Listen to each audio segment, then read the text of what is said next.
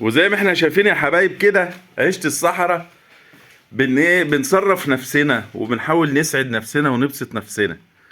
وبعدين هندخل هنا على الشيف العظيم بتاعنا، الشيف ابو دنيا.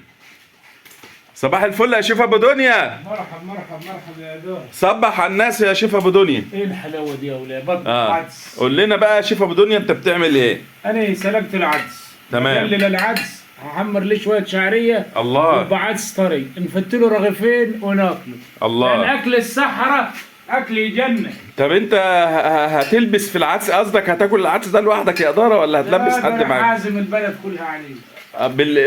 بمزاجهم ولا بالاجبار؟ لا بمزاجهم، ده هم بيحبوا العدس في الصحراء.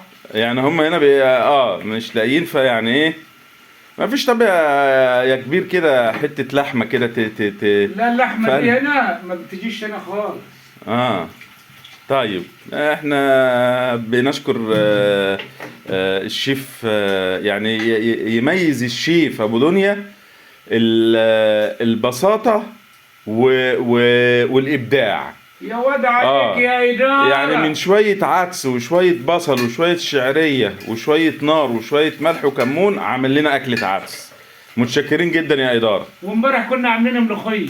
طيب قول لنا بقى في الختام كلمة للختام للناس كده شجعهم عشان يجوا الصحراء. أحب الناس وأقول للناس تعالوا الصحراء، الصحراء هي بلدنا. سيبك من المدينة والأرياف. اطلع يا ولا وتعالى الصحراء وأنت تشوف العجائب.